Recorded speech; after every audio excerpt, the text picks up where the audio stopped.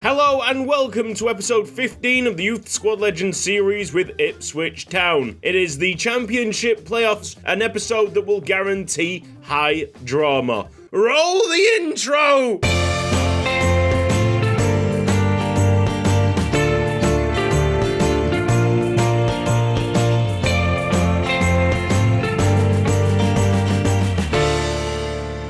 So, where on earth have you been, Curtis? Well, sit back, we got story time. On Sunday morning, I woke up with a sore throat. Yeah, you know where this is going. I immediately started setting up for the live stream, addressed people how I felt at that moment in time, and sure enough, I got worse, and it was the big C. Since then, I've just been recovering, and that's why it's taken 9 days since the last episode of Youth Squad Legends to be in this situation. Even though I'm not clear, finally had a swab today that came back positive, I'm feeling good, and I'm excited to get back on this, because without Youth Squad Legends in my life, it feels a bit empty, to be honest. I'm in a relationship with a video game. Yuko! Welcome to Yuko EK's Haiku Chronicles, with your host, Yuko EK. I eat wasabi. Fire flows through my nostrils. This is a mistake. What happened in Sunday's live stream? Well, I made it clear that I was under the weather, so we didn't play any games. We were just leaving it up to the good old simulation to guide us through and maybe get us an automatic promotion spot. That did not happen. Almost like it's rigged or something. I wouldn't even put it past EA at this point. Let me have a check on the standings of the actual table. I think we finished third through the 46 games, 82 points. You can see how far we dropped back behind Crystal Palace and West Brom. And with the other half of the live stream, we actually created kits for us to wear next season. I think a combination of me and the viewers did a great job on the designs. You'll get to see them, hopefully, in the Premier League in the 2027 to 2028 campaign. Even though there's not that much action in that live stream, if you want to check it out, the link will be down in the description box as always. And go and subscribe to Cutsy Extra for more content. Follow Cutsy Live on Twitch to watch Youth Squad Legends live when it happens. So this promotion playoff semi-final is a really interesting one because Stoke City and Ipswich came up from League One last season, if my memory serves me correctly. They've both done well in the division above, which is a breath of fresh air for FIFA. Usually the promoted sides are terrible, and then they go straight back down, and then they come up because they're too good for the league below, and then they go straight back down. You know the drill. I need to do something, but I forgot what. Comments! Little theory by H. Mapper on unknown Uruguayan player. After he went to find his real name, he decided to keep it a secret. My theory is that he's being chased down by the FBI. What has he been doing? Is that why River Plate wanted to get rid of him? Mike Turnbull, really excited that I've had some dentistry. Teeth! Yeah, teeth! Look at that, teeth! Ow! Oh, I think I've cracked my lip. Oh dear. Oh, I have as well. I've drawn blood. Rest in peace, Pro Club defenders. Nah, mate. Rest in peace, Akinde Surprise. I shall forever remember Michael Throwing. Look, right, I've been thinking about it. I might bring it back. Just for a reunion episode. I've got a lot of people still that I can contact. I think it can possibly happen, but it's only for a one-off. I don't think there's space for a series. God, I have really cracked my lip. Oh my goodness. Please notice me, Cutsy. You've ignoring my DMs. I miss you. I don't know if this is a joke or not. I've not been looking at my DMs that much because they're a mess. Like a proper mess. You get some weird company from the back arse of, like, the Czech Republic wanting you to sponsor their game controller.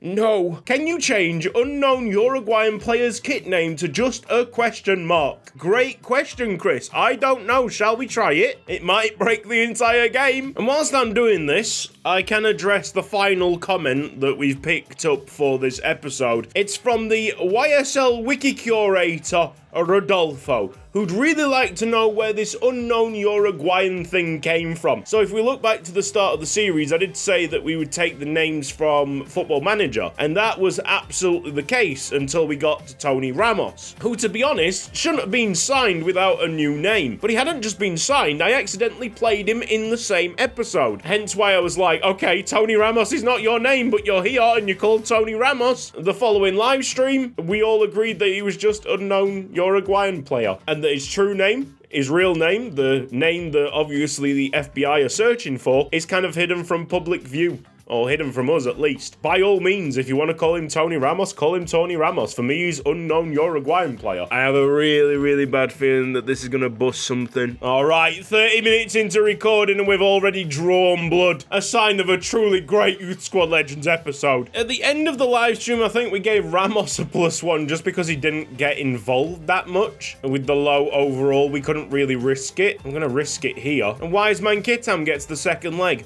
Stoke City against Ipswich Town. Come on the tractor, boys. We haven't played FIFA in over a week, so you know what that means? Some of my best FIFA is about to happen.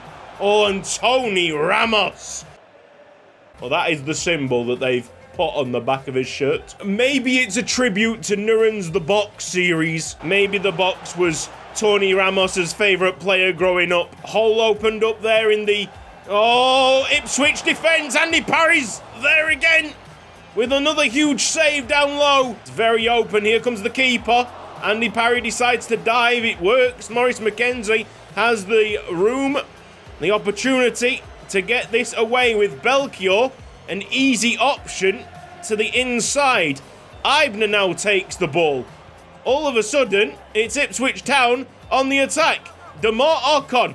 There you go. Oh, Yon score. Hit it hard and low. This is ebbing and flowing lovely.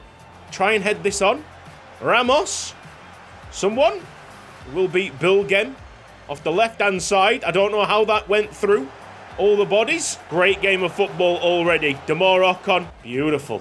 I tell you what as well, you know, I always forgot this whilst recording, but it has to be said because I don't want it to be completely secret through the series. You remember the first ever scenario when Demar Ocon curated a fire playlist for the dressing room? Well, I made that playlist on Spotify, intended to share it in the next episode, and then completely forgot. So, now that I've said it, it's gotta be in that description box. I made it like 2-3 months ago, and we're just like, yeah, whatever. It took me an hour. Get out. Nicely done. Well, the jump from League One to the Championship is a massive one. I don't know how they scored there. Bloody hell. Pretty calamitous by Demar Ocon, caught underneath his feet. Geraldo scores the opening goal. Gonzalo Geraldo, 31st minute, Stoke City are in the lead. In real life, the jump between the two divisions is massive. Oh my goodness!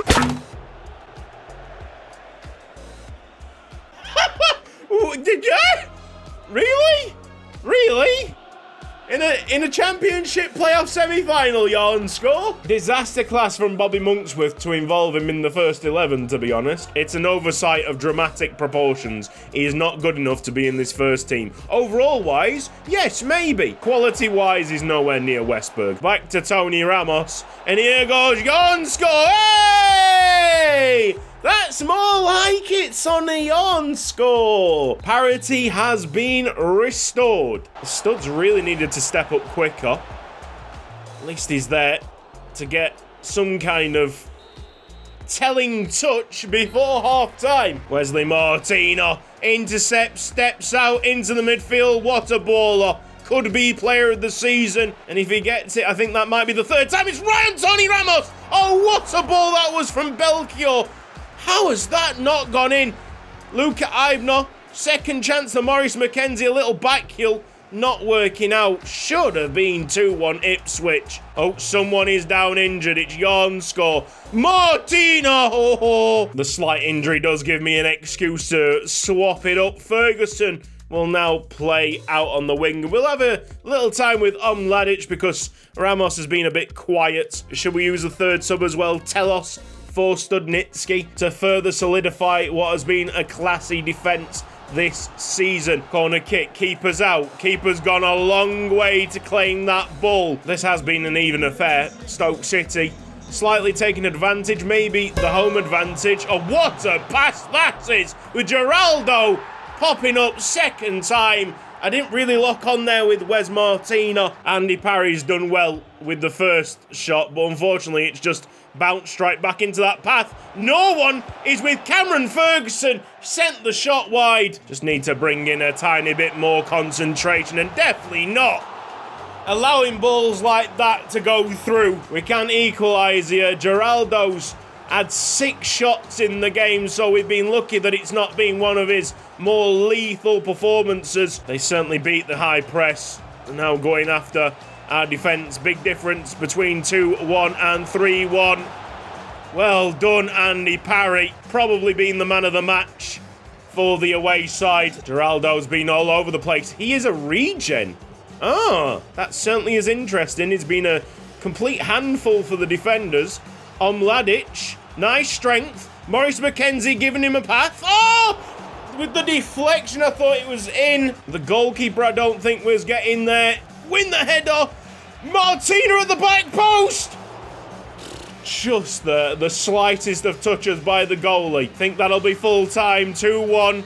Great game of football. Let's check out this Geraldo fella, shall we? Well, it looks good, doesn't it? He's a Paraguayan striker, 23 years old. Damn, absolute baller. No wonder why Stoke City have done so well in the Championship. Wiseman Kittam's back in there. It would be incredibly rude to swap Parry for Andreas after that performance. Ipswich Town against Stoke City. Let's make sure that this is not a nervy affair. It's right to Wiseman. That is it! Wiseman Kittam, 2 minutes haven't even expired. Wiseman Kittam does exactly what Mladic failed to do. Ramos struggled to do it as well. He just ran at that defence, created a channel for himself, and smashes it top corner. Remember when this guy was a centre-back? Feels like a long time ago now. Ibner's been freed up by Wes Morris McKenzie. We'll get him back on there. Ball in, I think Westberg's onside. Wiseman could have changed the game so drastically in the opening stages. This is Wiseman Kittam. Oh, Wes Morris McKenzie, long shots. He's bashed the inside of the post. Ibner sets up Wiseman Kittam! Ipswich Town are leading in the two-legged affair. And big boy Wiseman, who I remember earlier on in the season did not play well against Stoke City, is running riot today. Storming run by Wiseman Kittam. And he shimmies and he shakes. And it's a hat-trick after 28 minutes. What on earth is going on? Look at the state of him. Oh! 4-0. 4-0! Wiseman say, only fools rush in! Oh! Geraldo's not going to hurt us out wide. Decent effort on the volley. Parry been solid. Wiseman dream crusher Kittam made this game quickly just turn into a nightmare for Stoke City. They're backing off and backing off. He's just bullying now. Wiseman Kittam is on the move. Oh, look at him rumble! Wiseman! Ooh! Bike stick. That's where he resides. He's nodded the ball on. Oh, Wesley Martinez gone for an overhead kick. And he's fighting for every single cause. Wins the ball back. These lads deserve the chance to be playing in the Premier League. Wesley Martina is there again. Outrageous. You go back to Andy Parry. He's launched it for Trevor Westberg. Wes Morris McKenzie is on the move. Wiseman has a taste for it. Oh, it's a bad pass. Studnicki's also got a yellow card. That has forced its way in. I think it's Geraldo who scored for Stoke. Yes, the number 9. This is a good player right here. Unfortunately, the rest of his squad has been completely outclassed. Parry with a touch again, but it came at him with such velocity. Winners! Winners! Oh, yes. We're there. It's got to be a handball. Mate, Wiseman Kittam's so good he's playing basketball out there. And we have ran the time down. It was a huge burst of performance by Wiseman Kittam that sent Stoke City packing. It ended 4-1 here, I think, and that should mean a 5-3 aggregate That is correct. It is the dream game in the Championship playoff final. It's Norwich against Ipswich. The fierce derby to see who goes into the Premier League for next season. Maybe the biggest East Anglian derby there has ever been. And hello to you from the home of football here in London, Wembley Stadium. I'm Derek Ray, and ready with his tactics board alongside me is Stuart Robson, my commentary partner. Well, here we are. The entire season comes down to what we're about to witness. Just 90 minutes away from finding out who will be going up. The atmosphere has been building all around the stadium, and Stuart, what a game this should be. It's Norwich City, and they take on Ipswich Town. Well, Derek, the aim at the start of the season was promotion, and they're only 90 minutes away from achieving that. But who will be a hero? Who will be the villain? Which team will be celebrating at the end? What a game we've got in store for us today. You just have that sense that this is going to be one of these incredible games. It's got to be. Everything is set up for it. Oh, here we are. That's a great save by Andy Parry. He's had one hell of an episode today. Luca Ibnot wise to the short corner, but he needs help. He really does need help. He's not the quickest, but he's showing a fleet of foot. Wiseman! Ah! Yes! Yes! All came from the industrious Luca Ibnot, and the shot sent over the goalkeeper. The goalkeeper should hang his head in shame.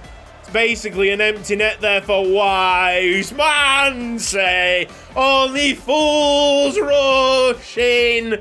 Bobby Monksworth on the touchline, very happy at the goal that he's seen scored by his team. It's 1-0 Ipswich. Perfect time to get Kittam in a rich vein of form. Where's Maurice McKenzie? Over it goes. Have that! Not a bad effort. Guns there to get seconds. Try and go over the top. It's a quality ball. Wiseman Kittam cannot usually pass. Nicely held up as well from Westberg. Oh, look at that. Look at that. He's trying to play balls now, Wiseman. 27-yard free kick. And they are going to do something interesting from it. And wide of the target. Is that Dean Smith? I think it's Dean Smith who's managing Norwich. Dean Smith, Delia Smith. Perfect combo, innit? Where are you? Back post, that's where we are. Oh, Bill Gem's gonna retrieve that ball. Smashes it up front. Oh, and that is wonderful play by Wiseman Kittam. Onside Belchior, back heel, and movement up front would be nice. Kittam goes for a low strike. We'll have Ferguson swapping for Belchior, who's been, a little bit out of the game. And we try and keep the clean sheet, swapping Studnitsky with Telos. 15 minutes. Where's Maurice McKenzie's back here to help out. Just using every single last bit of energy that we can. Telos could have made a tackle. It's a great leave. And the dummy has set up Martin for an equaliser. With like seconds to go, all the chances that we've had to put this game to bed. The defence that have been so good has let this goal in at a crucial time. Wesley Martina was dumbfounded by the dummy. 2 minutes already gone in added time. No more attacks. The last shot in anger was the equaliser. Okamura on it. Telos with a loose pass. What has happened to him today? Big chance! Jesus, lads! I don't feel sorry for Telos, you know. Sometimes you feel sympathy in these situations, but it was so easy for him to just come in and do a job like he's done all season, and he's bottled it. We've got to get Ferguson involved. This is Mark Tagai. I just need a blast of pace. Unknown Uruguayan player's actually going to go onto the inside. Seems like Ferguson is marked up very tightly. It's Mark Tagai. It's it long shot. Oh, didn't even get the height on it. Could be a free kick though. 19-yard free kick, but Ibner is off the field. Ferguson can take a free kick. Go on then. Go on then. Deep breath. Get him involved. That's what I said. Don't need to dip it that much. Please put it top corner. There it is! Get in! Oh, what a time for a free kick to nestle into the top corner. Come on then. Operation Get Telos out of jail. Great press here by Ferguson and unknown Uruguayan player. And it's a mistake that's led to Westberg playing it across. Ferguson! Okay, we'll get another chance. We will get another chance. It's taken a long time for Maurice McKenzie to turn on it. It is Ramos with 2 added minutes. It's it! Tagai! What a stop by the goalkeeper! He's just brushed it, hits the post. It's going to penalties after that save. That is ridiculous goalkeeping. I thought Tagai had done it. Andy Parry, our most fearsome penalty taker. After that, we're struggling a little bit, but I see that Norwich City haven't got penalty takers themselves. Here comes Zalazar. And he's missed the first penalty for Norwich. Andy Parry put us into a decent position. But his penalty is saved. Lewis. High octane. Oh my God, he's missed the penalty. Can someone score a penalty, please? Mark Tagai just about gets it past the goalkeeper. Sinani. Oh, he's missed it as well. What is going on? We're so close to going into the Premier League anyway. Without really doing well in the penalties. I mean, that is shocking penalty. The lowest amount of power from Bilgen, but it's gone in because the goalkeeper didn't move. The Norwich City fans don't know what has happened. And he's missed as well. They've missed every single penalty. What a way to get into the Premier League. What is going on? What just happened? What just happened? We've just got into the Premier League because of a very quick and very bizarre penalty shootout with all 4 Norwich players missing their penalties. Andy Parry might as well have gone for a snack. It's a shame that he missed his penalty. We've only seen one of his penalties scored this series. Damarokon lifts the championship playoff trophy. They shouldn't have a trophy. They should not have a trophy for this competition. It is not winning a league. Fair enough. You're getting into the Premier League. Congratulations. That should be the prize, not a piece of silverware. What a mad penalty shootout after a mad game. I wonder if we'll see the gun save at the end. I'm pretty sure Tagai's long-range shot was destined to be flying in. We've got some fantastic scenes, but I don't want to celebrate it. It's not a league win, and we don't have match highlights at the end of the game. That's it. That's your lot. I'm pretty sure he saved it. That was rather good, wasn't it? The championship playoff final against Norwich and Ipswich. It couldn't disappoint.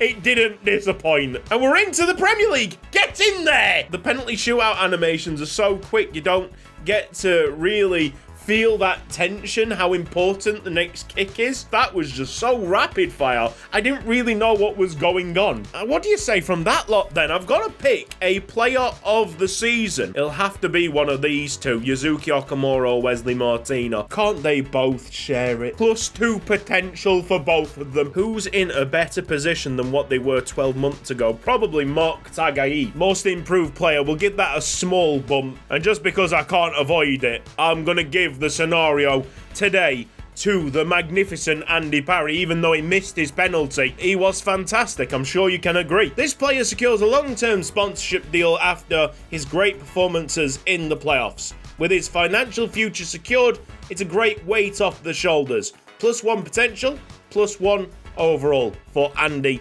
Parry. Congrats. Perry Young is magic. He wears a magic hat. Shush. I was going through my outro then and forgot to show the seasonal stats. So here it is. Damar Ocon, 50 appearances, really paving the way there. Top goals coming from Maurice McKenzie with 19 in the championship. Did he get the golden boot? What a Donny. He finished 4th. Oh, bro, I'm going to give him 2 potential because of that. There's a 3-way tie for player of the season. Most assists, Luca Aibner 18, Belchior got 12, and then clean sheets, Belchior 13. Okamura there with 12. Defensively, we were way better this season than what we were in our final season of League One action. And it is one of the main reasons why we've been able to navigate the championship so well. I'm gonna head off before I devolve into a sweaty, bumbling mess. Energy has been very much put into this episode.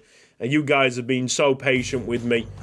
We've had some bad luck on the channel recently, you know, contracting the big C twice in about 4 months is a bit mad. And then, obviously, the fight with the concrete bench that I guess we won in the end because I've got my teeth back. Yeah, so it's been quite inconsistent on the channel recently, and I can't catch a break yet, but I'm feeling like the break is about to come and we can get some constant uploads going. Big thanks to my patrons. It's near the end of a FIFA cycle. I do expect a certain amount to like drop off as the game gets deader and deader. But no one has dropped off for like 2 or 3 weeks, which is kind of a gesture. I think people are saying, we've got your back when things go wrong. And that is pretty special. I know times are tough right now, so there is no pressure on you. If you've got any spare money around and you want to help out the channel, Patreon is the best place to do it. I'm ending this with a big old smile on my face. Thank you ever so much. And I really do mean it. Thank you to every single one of you watching this video. Cheers. I wonder what would happen if you put expanding foam in an airtight bag. Would it expand? Would it stay the same size? Would it explode?